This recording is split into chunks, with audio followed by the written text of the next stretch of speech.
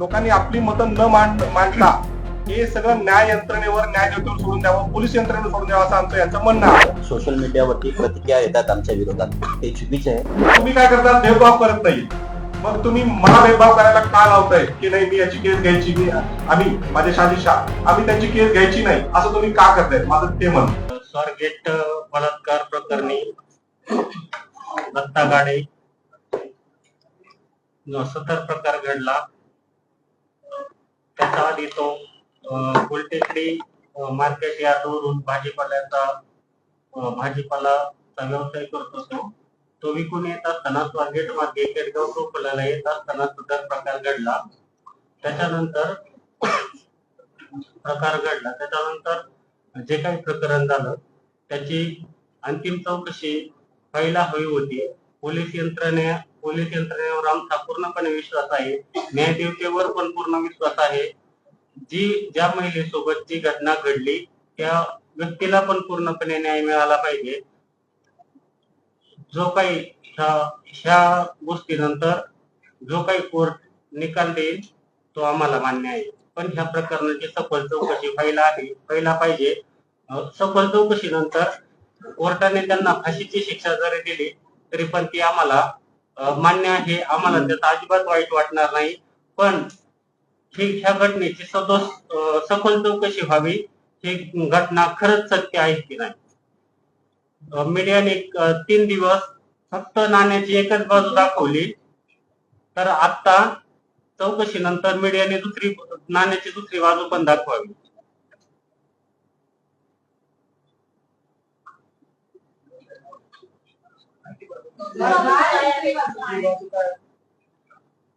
जो काही व्यवस्थित तपास करून जे काही सत्य बाजू आहे ती समोर यावी. तपास व्हायची त्यांची मागणी आहे. म्हणजे आज जे काही लोक सोशल मीडियावर मीडिया ट्रायल चालवतात काही लोक, आणि असं म्हणणार नाही पण बऱ्याच पत्रकारांनी मदत केली, चांगली बाजू सुद्धा आणलेली आहे. तर त्यांचं तेच म्हणणे, आज इथे जे बसलेले आहेत त्यांचं असं म्हणणं आहे की लोकांनी आपली मतं न मांडता हे सगळं न्याय यंत्रणेवर न्यायदेवतेवर सोडून द्यावं, पोलीस यंत्रणेवर सोडून द्यावं असं आमचं यांचं म्हणणं आहे. म्हणजे यांना जो तुम्ही केलंच असेल गावात त्रास, ह्या गोष्टीसाठी ते आपल्या समोर आहे. गावातल्या लोकांचा आमच्याकडे बघण्याचा दृष्टिकोन बदललेला आहे. आमच्याजवळ आमच्याशी संपर्क ठेवण्याची गावातल्या लोकांची अजिबात इच्छा नाहीये. भावासोबत बोलू झालं घटनेनंतर नाही झालं. त्याच्या बँक खात्यात शेवटचे काही काय काम करायचं, तुमच्या घरी यायचं का, कामाला कुठे घटनेच्या अगोदर जॉब काय, तो भाजीपाल्याचा व्यवसाय करायचा. कुठे गावाकडे, तो गावाकडनं उचलायचा मार्केटला आणायचा.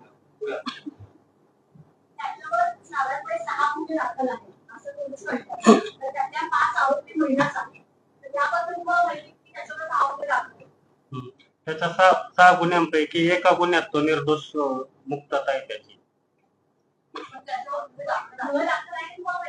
हो, माहिती आहे.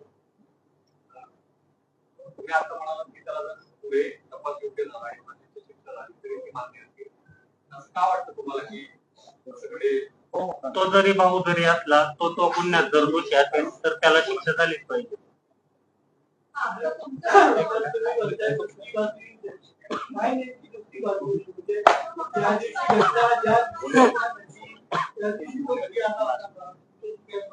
हो, तो घरी आला होता पण आमचं काही बोलणं झालेलं नाही. तो घरी आलेला होता पण त्याच्या पाठीमागच्या गुन्ह्यांमुळे त्याचं नाव थोडंसं बदनाम झाल्यामुळे फारसं काही मी त्याच्यासोबत बोलत नव्हतो.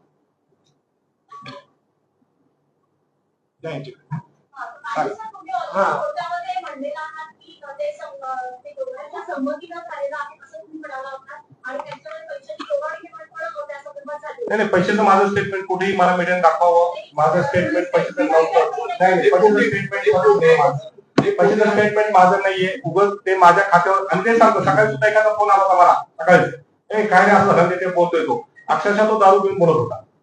तर तेच आम्ही सांगतोय की काय व्हायलंय की सगळ्या गोष्टींच्या ह्याच्यासाठी मग हे आले, आणि कोर्टात मी जे काही बोललो आहे किंवा जे काही असेल तो पुढं तपासाचा भाग.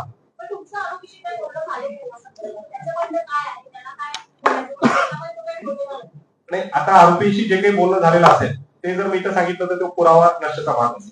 तर आज फक्त इथे जे आहे, मी आणि आमची दोघांची कॉन्फरन्स नाहीये. तर आमची म्हणणं आहे की आम्ही तर तुमच्या समोरच उपलब्ध आहोत. इव्हन दो आमचा असा सुद्धा प्रयत्न चालू आहे की आरोपीची जी बायको आहे ते स्वतः प्रेस कॉन्फरन्ससाठी आमचं हे अजून चर्चा वगैरे बोलणं आमचं चालू आहे. तर मला असं म्हणायचंय की बघा, मी तर तुमच्या समोरच आहे, माझे मित्र पण इथं समोरच आहे, परंतु तुम्हाला आता ही जी 2 लोक दिसत आहेत ह्यांच्यावर जर फोकस केलं तुमचं अजून बरेच मिळतील. मी तर इथं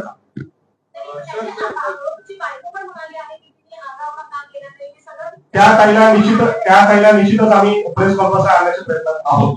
म्हणजे ती आज खूप दुःखात आहे, तिचं दुःख जे आहे ती फक्त ती समजू शकते. तर आमचं नक्कीच चालू आहे, तिच्या आपल्यासमोर आम्ही हजर करू आमचं पूर्ण प्रयत्न. ह्याचं उत्तर स्वतः हे देतील. सोमवारी संध्याकाळी घराच्या बाहेर पडला. त्या अगोदर हे उत्तर घेऊ ना, त्यांचा वकील कोण आहे? घरच्याकडून डॉक्टर आहे त्याला घेऊन ना घरच्याकडून झाला. सोमवारी संध्याकाळपासून दुपारी घरी आला. घरच्यांनी तुम्हाला काय सांगितलं? आरोपी तुमचा भाऊ जो आहे सोमवारी संध्याकाळी 2 वाजता घराच्या बाहेर पडला आणि मंगळवारी 2 वाजता तुमच्याकडे घरी आले. तो प्रकार केला. तो प्रकार केल्यानंतर प्रकार घडल्यानंतर सकाळी 10च्या दरम्यान तो घरी आला. त्याच्यानंतर दुपारी 1च्या दरम्यान तो बाहेर पडला. गावकऱ्यांकडे कशी वागणूक मिळते आणि तुमची काय पुढे मागणी? गावकऱ्यांकडून आम्हाला एकदम हीन वागणूक मिळते. त्याच्यानंतर हे व्यवस्थित होईल असं वाटत नाही आम्हाला.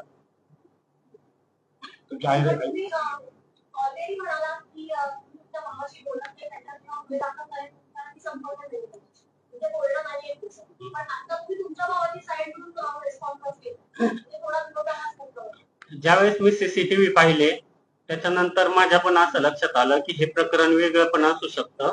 मी बोलत नव्हतो, म्हणजे फारसं काही बोलत नव्हतो, फारच बोलत नव्हतो असं नाहीये. जर ज्यावेळेस तो आपला कुणी व्यक्ती दुश्मन असो किंवा भाऊ असो, जर त्याची बाजू सत्याची जर असेल तर ती उचलायला हवी. म्हणजे नाही तसं नाही, पण अजून न्यायालयीन कोर्टाने तपास निकाल दिलेला नाही. तुम्ही काय म्हणता? बाजू घेतल्यानंतर घ्यायला पाहिजे. आता तुम्ही बाजू घेताय याचा अर्थ ते म्हणणं असेल तरी केलं नाही, त्याला फसवलंय. म्हणजे कसं फसवलंय ते सांगा. जे फसवलंय ते तपास यंत्रणा समोर आणेल. तुम्ही कसं म्हणता? व्यवहार झाले देऊ द्या. यांच्या बाजूचे जे वकील आहेत तुम्ही त्या दिवशी बोलताना म्हणाला की आर्थिक व्यवहार झाला, 7,500 रुपये कॅश दिले, तर हे तुम्ही आरोपीशी बोलला त्यानंतर तुम्ही बोललाय काय? मी असं कुठलंही स्टेटमेंट त्या दिवशी दिलेलं नाही. माझे दाखवा. हा, मी एवढं सांगू शकतो की त्यांच्या हक्कामध्ये जे झालंय ते संमतीने, ज्या आरोपीने मला सांगितलं तेच मी कोर्टासमोर तोच मुद्दा मांडला होता. आर्थिक घेवाणदेवाण आणि पैसा संदर्भात मी कुठेही स्टेटमेंट केलेलं नाहीये. असेल तर मला दाखवा.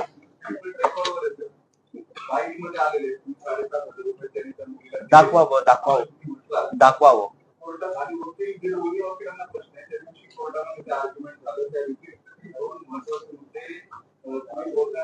बाहेर माध्यमांना सांगितलं तर तुम्ही एथिकल प्रॅक्टिस मध्ये हे तुमच्या बसतं का की ज्या गोष्टी आर्ग्युमेंट मध्ये सांगितलेलं नाही त्याच्याशिवाय दुसऱ्या गोष्टी कोर्टाच्या बाहेर माध्यमांसमोर आतमध्ये बोलला असतो?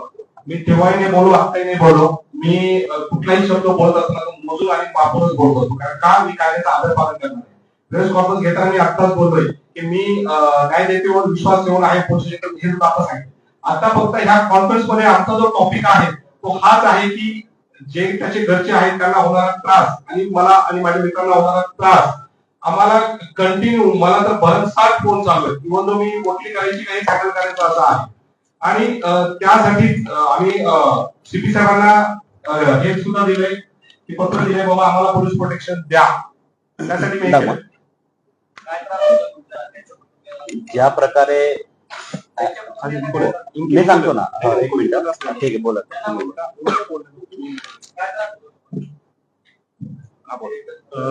माझे आई वडील, माझ्या भावाची बायको प्रचंड मानसिक धक्क्यात आहे आणि कुणी गावकरी, नातेवाईक, शेजारी आमच्याशी कुठलाही संबंध ठेवण्यास तयार नाही.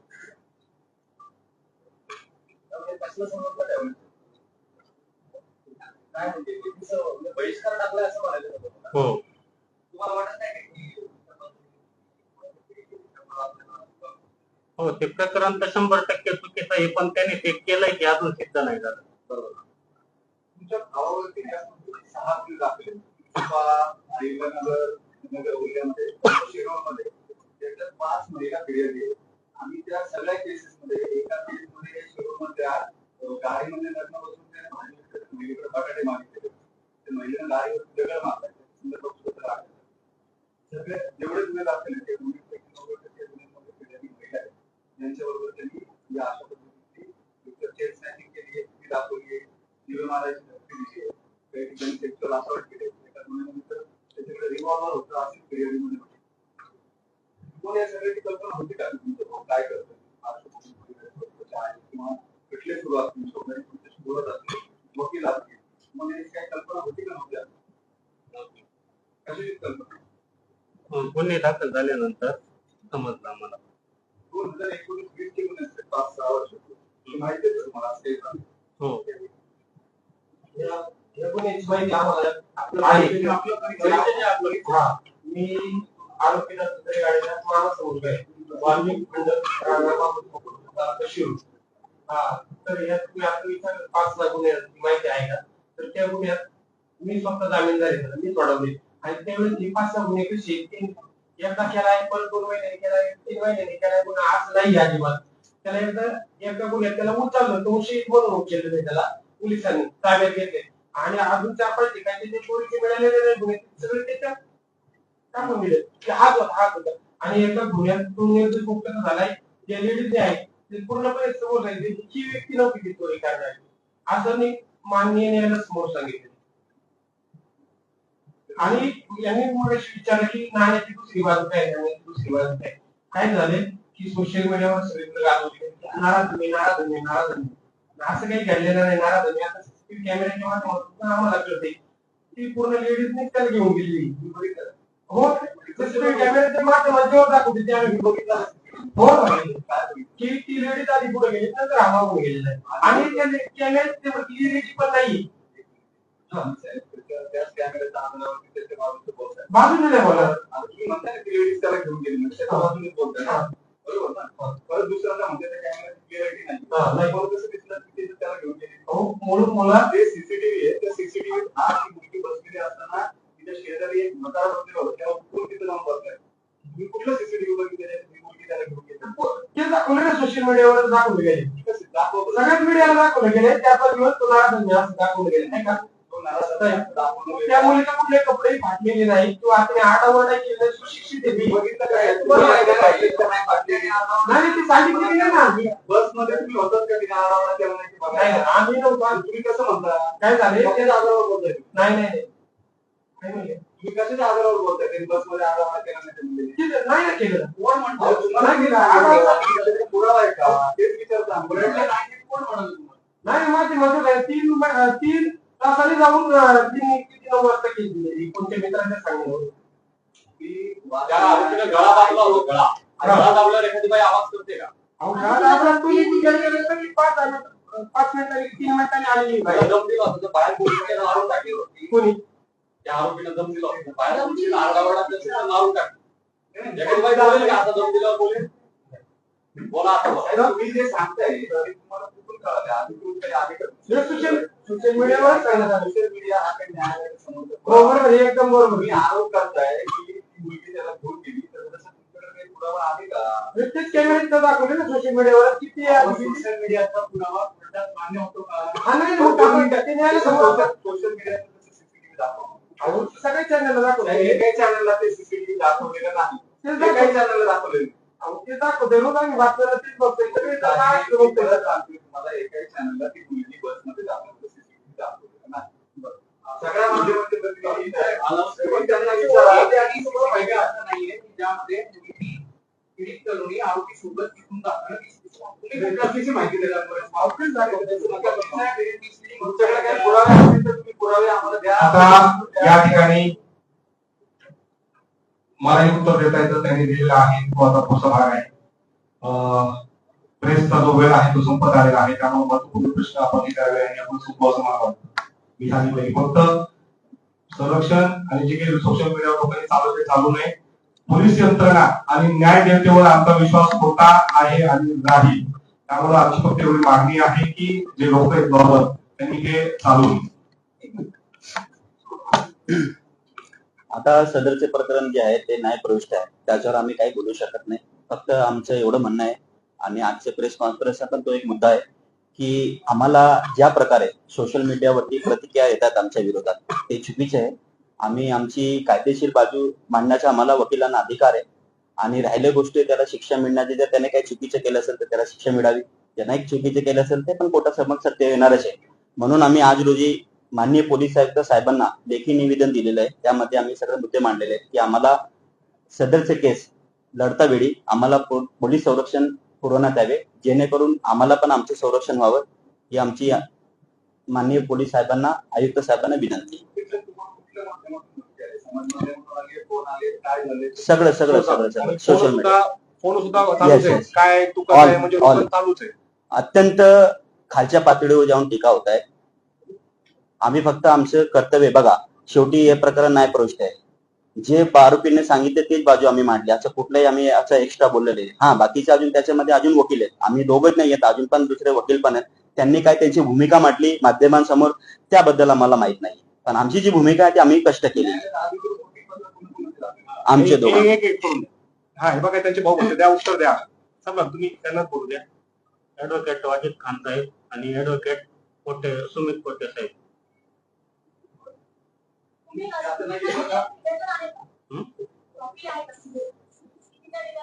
हो आहे.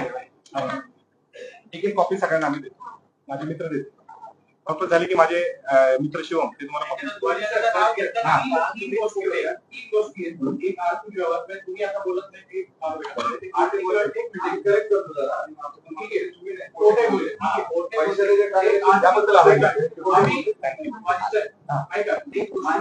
आर्थिक व्यवहार ठीक आहे. दुसरी गोष्ट लोकेशन सेम असलेलं आणि तिसरी गोष्ट म्हणजे आरोपी आणि पीडित तरुणी हे एकमेकांना ओळखतात. या तिन्ही नरेटिव्ह बद्दल तुम्ही अधिकृत वकील म्हणून या तिन्ही गोष्टींवर काय लावा? नाही आता करू शकत नाही, कारण आज तो विषयच नाही. आज या ठिकाणी जे आम्ही आलेलो आहे, आता तुम्ही जे प्रश्न विचारताय ते अशा गोष्टी की ती वेळच नाही, जागाच नाही. मला उत्तर द्यायला खूप आवडतं की जागाच नाही. आज आमची कॉन्फरन्ससाठी आज मी अगोदर पण बोललो की त्याचा भाऊ, आरोपीचा भाऊ या ठिकाणी आलेला आहे. त्यांना काय अडचण आहे आणि आम्हाला काय अडचण आहे आम्ही सांगितलं. आणि सर एखादी केस लढताना म्हणजे मी वकील आहे, मी ती केस जसा आज तुम्हाला प्रश्न विचारताय मी थोडाफार गोंधळतो किंवा घाबरतो. त्याचं कारण काय की मला एक दबाव, 4 लोक उठून मारतील, केस असेल जर कोर्टात भीड होते, अक्षरशः कोणी उचलून मारून टाकेल, घरी भाजी आणायला निघालोय तर तो बलात्कारीचा वकील, अशा ज्या थ्रेटनिंग आहेत, वकील केस लढताना तो फ्री माहिती असला पाहिजे. सर मी सांगतो तो नीच कसा त्याला वकील मिळू शकतो, मग दुसऱ्यांना का? मी नीच कसा मध्ये का त्याला वकील मिळू शकतो, मग याला वकील का नाही? जसं तुम्ही पत्रकार आहे, आम्ही तुमच्याकडे आलो, तुम्ही आमची बाजू मांडतात, त्या ताईची बाजू मांडतात. तुम्ही काय करतात? भेदभाव करत नाही. मग तुम्ही मला भेदभाव करायला का लावताय की नाही मी याची केस घ्यायची, मी आम्ही माझे शाह आम्ही त्यांची केस घ्यायची नाही असं तुम्ही का करताय? माझं ते म्हणणं.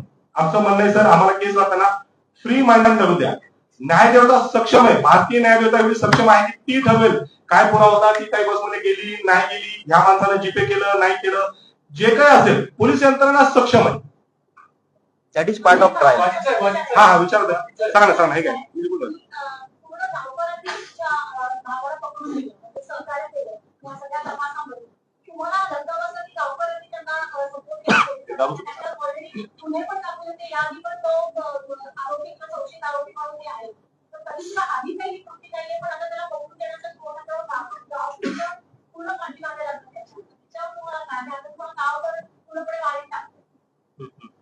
तर पहिले 3 दिवस तो सापडत नव्हता, त्याच्यामुळे कंटिन्यू दत्ता गाडे आरोपी हे न्यूज चॅनलला चाललं. त्याच्यामुळे गावकऱ्यांना पण वाटलं आधीचे गुन्हे असल्यामुळे कदाचित असं होऊ शकतं. तुमच्या भावाने आत्महत्या केली असं देखील समोर आलं होतं, प्रयत्न केला असं तुम्हाला काही वाटतंय का? त्यांनी 3 वेळा आत्महत्या केल्याचा प्रयत्न केला? माझी भेट झालेली नाहीये, मी त्याला पाहिलं नाहीये, त्याच्यामुळे मला सांगते. पोलिसांनी तुम्हाला काय विचारपूस केली, काय पोलिसांनी विचारपूस केली तो कुठं असेल आणि कुठे मिळून येईल. घरी आले होते का? हो आले होते. कोणी नावाचे वकील आहेत, तर तुमचे अधिकृत वकील कोण आहेत? तुमचे अधिकृत वकील म्हणतात त्यांनी पैसे अधिकृत दिले. वकीलचे नाव सांग. झाली सर शांत. नाही, हे दोघं कुठे नावाचे कोणती बाहेर सगळ्या माध्यमांना सांगताय की 7.5 रुपयाचा व्यवहार झाला, त्याच्यावर विरोध केलाय म्हणजे कोर्टे तुमचे अधिकृत वकील आहेत. आणि त्याचं नाव माहिती दिली की पैसे घेतले आणि व्यवहार झाला. काय काय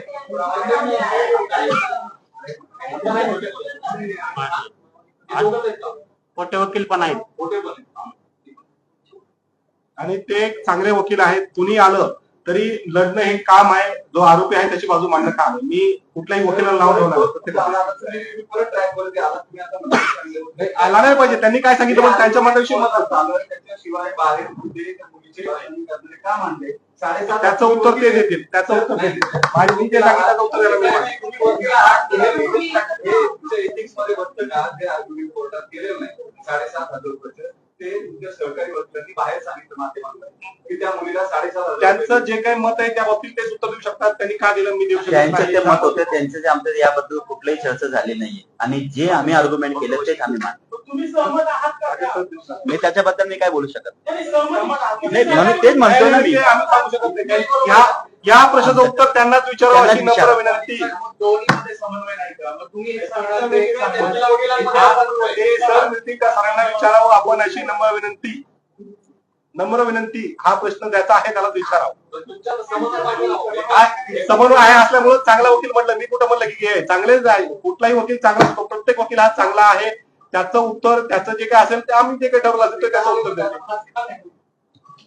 आम्ही नाही सांगू शकत. जे काय असेल काम असेल ते असेल. आम्ही कोण एखाद्या कुठल्याही केसमध्ये जो युक्तिवाद कोर्टात झाला तोच बाहेर माध्यमांना सांगणं अपेक्षित आहे की जो युक्तिवाद आज झालाच नाही तेही बाहेर येऊन त्याचं उत्तर तेच देतील. या केसचं बोलतच नाही कुठल्याही केसमध्ये जनरली मला बघावं लागेल सर आपण जे म्हणतायत. मी निश्चित त्याच्यावर एखादा चांगला व्हिडिओ पण बनवेल. माझ्या असतात कधी कधी व्हिडिओ मी नक्की टाकेल.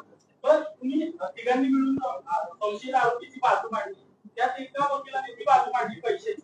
पण त्याच्यावर आरोपी बाहेर येऊन माध्यमांना माहिती नाही. आतमध्ये जे बोललो त्याच्यावर डिस्कशन परत झालं नाही. त्या वकिलांचं तो आता तुम्ही जे सांगताय तो तपासाचा भाग आहे. ते आम्ही नंतर बोलू. काय स्टेटस काय 12 मार्च पर्यंत त्याला पीसी आहे. 12 मार्च त्याला समोर आहे. नवीन दावा आहे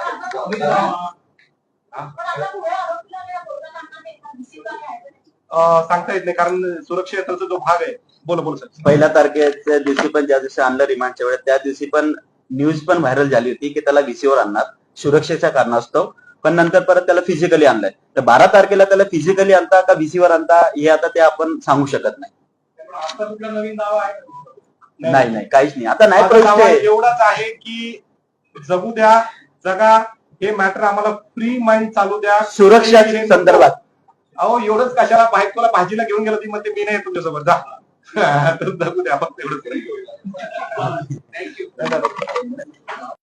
आणि संपदा आमचे मित्र ऍडव्होकेट साजिद शाह करतील. तर मी परिचय देतो. माझं नाव ऍडव्होकेट वाजिद खान बेडकर. माझे परम मित्र ऍडव्होकेट साजिद शाह. आज पुण्यात स्वारगेट येथे जे प्रकरण घडलेलं आहे त्या संदर्भातली ही प्रेस कॉन्फरन्स आहे.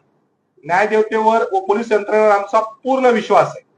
आज जी ही प्रेस कॉन्फरन्स घेतली जात आहे त्यामध्ये आरोपीचे भाऊ या ठिकाणी बसलेले आहेत. मला असं वाटतं त्यांचा मास्क काढावा अशी विनंती करू नका. त्यांचा मास्क तसाच राहू द्या अशी आमची विनंती आहे. कारण की काय आहे ही प्रेस कॉन्फरन्स घेण्यापाठीमागची पार्श्वभूमी जी आहे ती संरक्षण आहे. म्हणजे आरोपीने काय केलं नाही केलं ते कोर्ट ठरवेल. आज मला सुद्धा माझे जे मित्र आहेत हे साजिद शाह यांना सुद्धा म्हणजे तुम्ही जर बघितलं जे रील चालू आहेत व्हायरल चालू आहेत आम्हाला स्वतःला पोलीस प्रोटेक्शनची आवश्यकता भासू लागलेली. बॅड कॉमेंट्स घाण कॉमेंट चालू आहेत. म्हणजे रेप केस वकिलांनी लढायची का नाही लढायची हा प्रश्नचिन्ह निर्माण होण्यासारखा आहे. 5 लोक उठतात फोन करतात त्रास देत आहेत. तर हे सगळं चाललेलं असताना जे ट्रोलिंग होते जे सोशल मीडियाचे इन्फ्लुएन्सर आहेत जे कमेंट करतात त्यांच्यामुळे आम्हाला किती त्रास होतोय ह्यांना किती त्रास झाला आहे यासाठी ही कॉन्फरन्स आहे. जे काही सत्यता आहे हे सांगतील आरोपीचे भाऊ. आपण सांगावी अशी विनंती आहे. बोला माईक लावून बोला. स्वारगेट बलात्कार प्रकरणी दत्ता गाडे जो 70 प्रकार घडला त्याच्या आधी तो फुलटेकडी मार्केट यार्डवरून भाजीपालाचा व्यवसाय करतो. तो विकून येत असताना स्वारगेट मार्गे केडगाव टोपल्याला येत असताना सुद्धा प्रकार घडला. त्याच्यानंतर जे काही प्रकरण झालं त्याची अंतिम चौकशी व्हायला हवी होती.